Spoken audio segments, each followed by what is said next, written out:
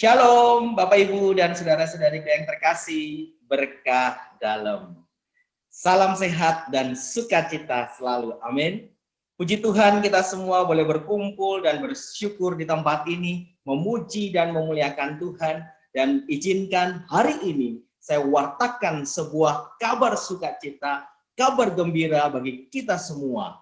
Bahwa hari ini Yesus mengundang saudara dan saya untuk memperoleh hidup yang kekal. Amin. Sebagaimana tertulis di dalam Yohanes 3 ayat 16 yang berbunyi, karena begitu besar kasih Allah akan dunia ini, maka ia mengaruniakan putranya yang tunggal Tuhan kita, yaitu Yesus Kristus. Dan barang siapa yang percaya kepadanya tidak akan binasa, melainkan beroleh hidup yang kekal. Amin.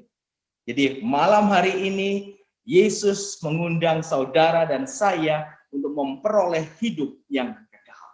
Pertanyaan sederhananya adalah, apakah hidup kekal itu? Apakah hidup kekal hanya bisa kita nikmati setelah kita meninggal?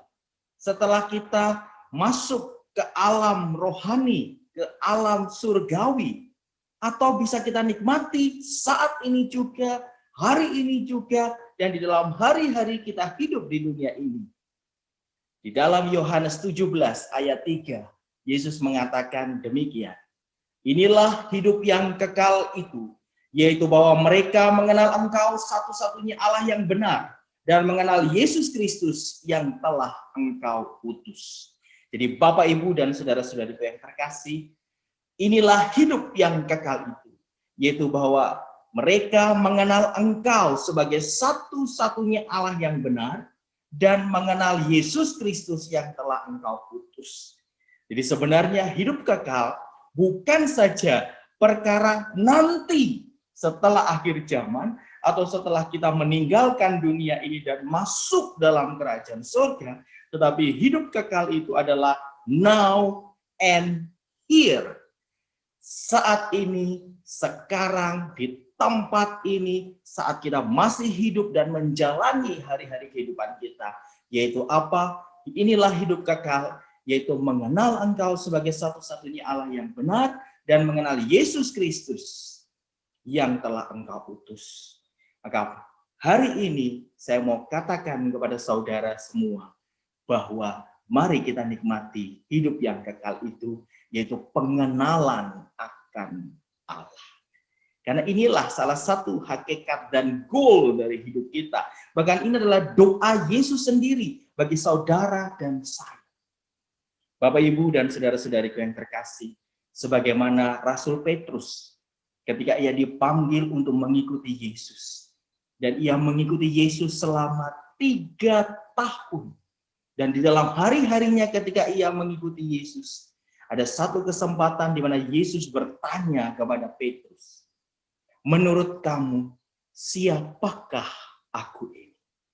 Dan Petrus menjawab, engkau adalah Mesias, anak Allah yang hidup. Demikian juga dalam proses hidup kita, Yesus akan bertanya secara pribadi kepada kita, menurut kamu, siapakah aku ini? Sekalipun kemudian Petrus mengalami proses pengenalan akan Allah, tetapi itu tidak serta-merta hanya satu kali terjadi dan kemudian menjadi final. Tetapi dalam proses pergumulan hidupnya dan dalam proses pengajarannya yang ia terima dari Yesus Kristus, Petrus mengalami sebuah proses pengenalan akan Allah. Dan itu adalah sebuah proses.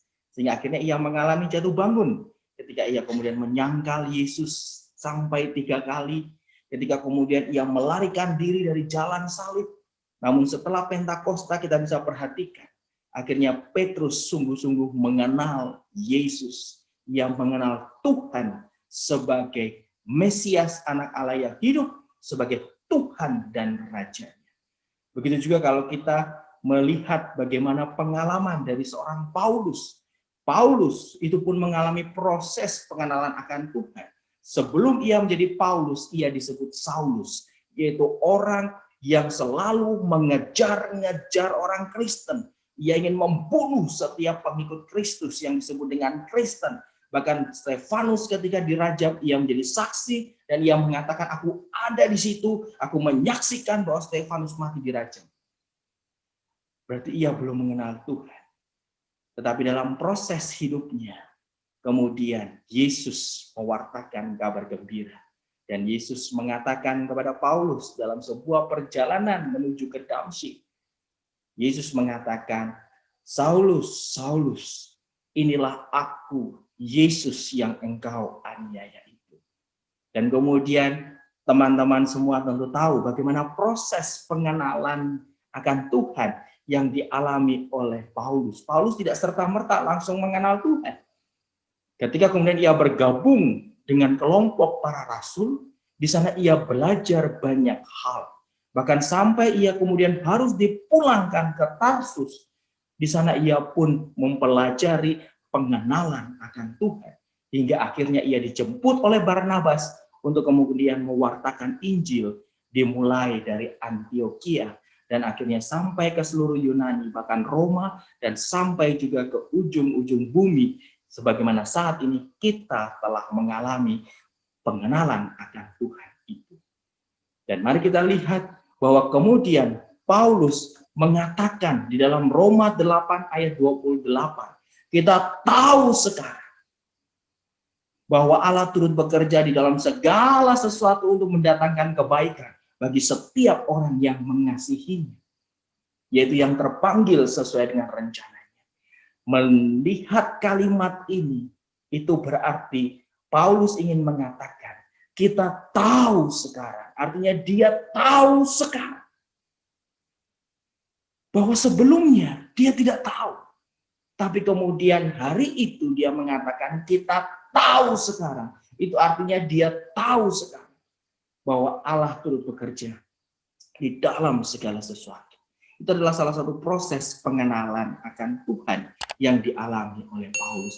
Maka di dalam Efesus 3 ayat 16 dikatakan di sana, aku berdoa supaya ia menurut kekayaan kemuliaannya menguatkan dan meneguhkan kamu oleh rohnya di dalam batinmu, sehingga oleh imanmu Kristus diam di dalam hatimu dan kamu berakar serta berdasar di dalam kasih. Ayat 18, perhatikan. Aku berdoa supaya kamu bersama-sama dengan segala orang kudus dapat memahami betapa lebarnya dan panjangnya dan tingginya dan dalamnya kasih Kristus.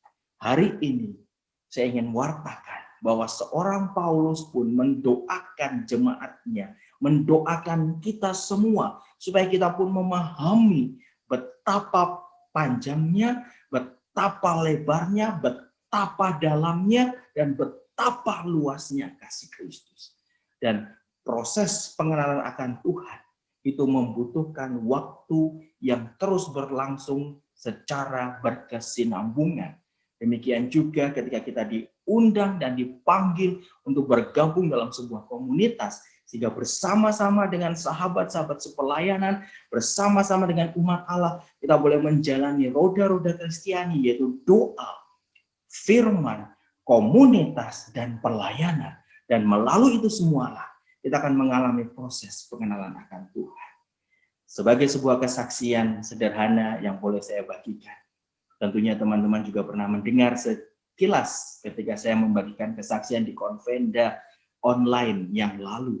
Bagaimana saya merasakan dan mengalami bahwa Yesus itu adalah Tuhan, adalah Allah yang menyembuhkan, yang akhirnya ketika ia mencurahkan rahmat penyembuhannya, maka saya tidak perlu lagi dioperasi, karena batu yang menyumbat empedu saya itu sudah hancur oleh karena pelayanan doa, oleh karena kuasa yang dari Tuhan Yesus sendiri. Maka bagi saya, Yesus adalah seorang penyembuh. Maka mari saudara-saudariku yang terkasih, kita harus sampai pada sebuah pertanyaan dan berani menjawab melalui pengalaman-pengalaman pribadi kita yang nyata. Ketika Yesus mengatakan, menurut kamu, siapakah aku ini?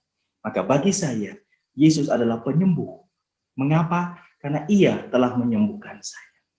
Pada kesempatan pengalaman-pengalaman yang lain, saya mengalami bahwa Yesus adalah guru saya. Bahkan tidak hanya sekedar guru, tapi ia adalah mentor, ia adalah coach, ia adalah pelatih dalam hidup saya, yang memberikan pengajaran-pengajaran dan melatih saya bagaimana saya harus menjalani setiap kehidupan saya. Bahkan beberapa bulan terakhir ini baru saja terjadi beberapa minggu yang lalu. Saya mengalami bahwa Yesus adalah waymaker, miracle worker. Waymaker, miracle worker, promise keeper, light in the darkness, my God, that is who you are. Itu yang saya alami. Waymaker, miracle worker, promise keeper, light in the darkness, my God, that is who you are. You'll never stop working in my life.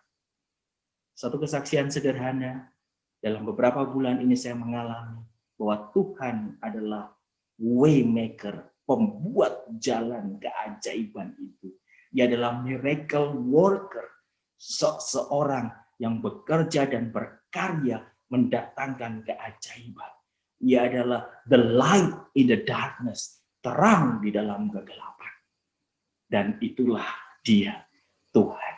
Maka perlu proses untuk mengalami pengenalan akan Tuhan dari hari-hari kehidupanmu melalui doa, firman, komunitas, dan pelayanan.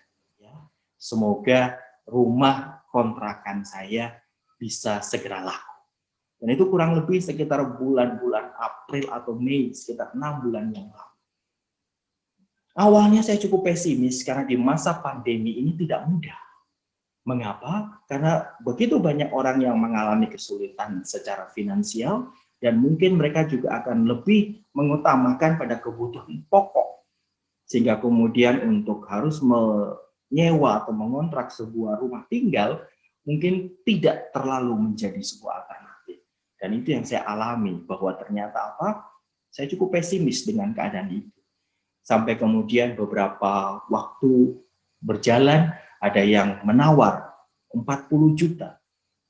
Karena mereka mengatakan, sudahlah berikan saja, walaupun itu jauh di harga pasar. Kenapa? Karena ini masa sulit, ini masa pandemi. Tidak mungkinlah ada orang yang mau mengontrak sampai 60, 65 juta atau bahkan 70 juta sesuai dengan standar atau permintaan. Sudahlah lepas sajalah 40, 45 juta per tahun itu sudah sangat bagus loh di masa-masa sulit seperti ini. Namun satu hal dalam hati saya merasa bahwa Tuhan kok rasanya belum mantap ya hatiku melepas dengan 40 juta per tahun. Kemudian waktu berjalan lagi, lama tidak ada yang menawar. Akhirnya datang seorang calon penyewa dan ia menawar 50 juta.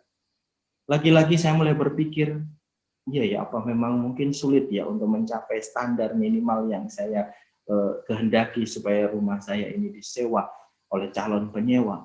Apa saya lepas saja ya? Tapi saya belajar untuk kemudian tetap sabar dan setia pada janjinya, pada waktunya, bahwa Tuhan nanti akan bertindak memberikan pertolongan.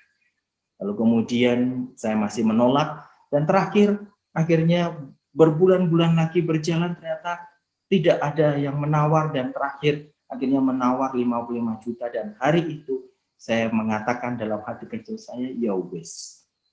55 juta ya serapopolah, lumayanlah daripada tidak ada yang ngontrak. Dan akhirnya kami deal dengan angka 55 juta. Tetapi apa yang terjadi? Secara sepihak calon penyewa ini membatalkannya dengan tidak menghubungi saya lagi.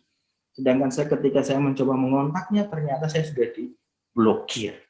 Dan itu memberikan sebuah rasa galau, rasa kecewa, waduh ini tertunda lagi dan sebagainya. Tapi pelan-pelan saya mengumpulkan kembali semangat, mengumpulkan kembali iman dan harapan. Saya belajar untuk kembali teguh kepada Tuhan yang saya kenal. Bahwa Ia akan bekerja di dalam segala sesuatu untuk mendatangkan kebaikan bagi setiap orang yang mengasihi Dia. Dan ternyata in His time, pada waktunya, akhirnya Ia mengirimkan seseorang calon penyewa, lalu berdialog, berkomunikasi, dan akhirnya deal di 60 juta per tahun. Dan ternyata prosesnya begitu cepat. Minggu lalu kami sudah langsung tanda tangan notaris, surat perjanjian sewa notaril, dia juga sudah mengirimkan DP, bahkan sudah juga memberikan uang deposit, dan ini rumah sedang saya siapkan, dan nanti akhir bulan penyewa tersebut akan masuk. Bapak, Ibu, dan saudara-saudaraku yang terkasih, dia adalah waymaker, miracle worker, promise keeper, light in the darkness. That is who you are. Bagi saya, pengenalan akan Yesus adalah sebuah proses yang harus kita lalui dalam kondisi apapun, jatuh bangun hidup kita, suka dan duka, penuh dengan keberhasilan maupun kegagalan atau keberhasilan yang tertunda dan sebagainya. Kita kenal Dia adalah Tuhan yang mengasihi kita semua. Mari kita terus lanjutkan proses pengenalan kita akan Tuhan, dan kita izinkan Tuhan semakin bekerja dan berkarya dalam hidup kita, mendatangkan kebaikan bagi kita, dan kita menikmati hidup yang kekal itu now and here. Amin. Tuhan memberkati.